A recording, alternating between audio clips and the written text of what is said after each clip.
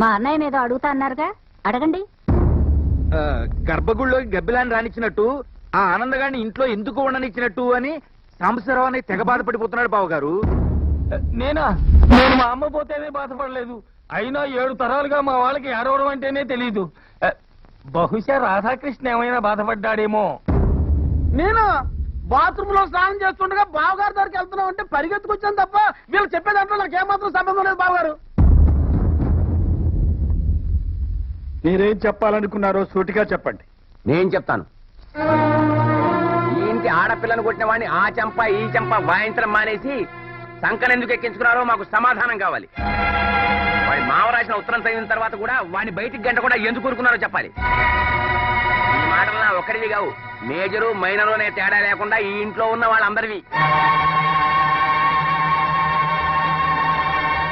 ఆగండి.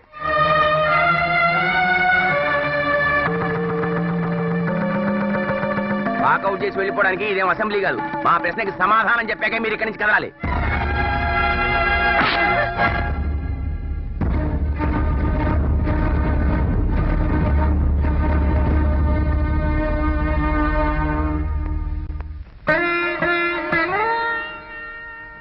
ఎందుకండి తలదించుకుంటున్నారు? వాళ్ళు అడిగిన ప్రశ్నకు మీ దగ్గర సమాధానం లేక, సమాధానం చెప్పే ధైర్యం లేక,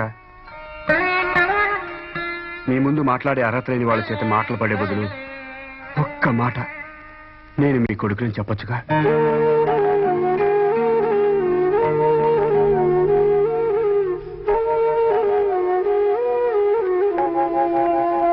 తల్లి వేరు లేని చెట్టన్నా, తండ్రి పేరు తెలియని కొడుకన్నా అందరికీ అలిసే సార్. ఒక్కసారి నా స్థానంలో నిలబడి ఆలోచించండి. మీ కొడుకుగా గుర్తింపడానికి నేను ఎందుకు ఇంత తాపత్రయపడుతున్నాను మీకే తెలుస్తుంది.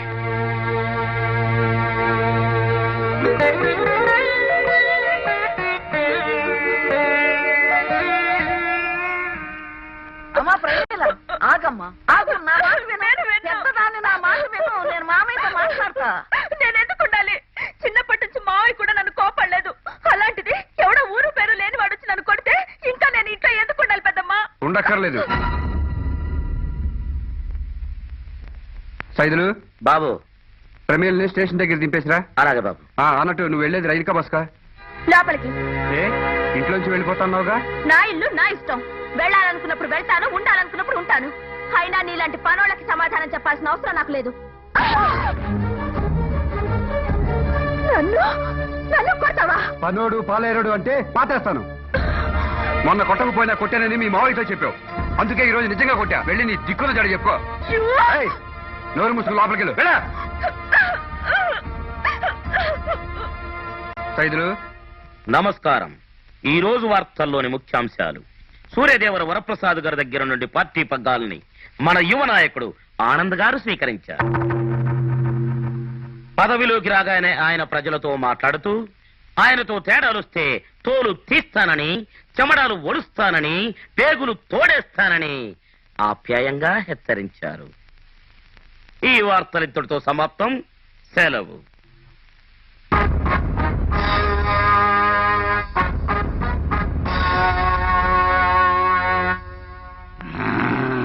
ఏమండి?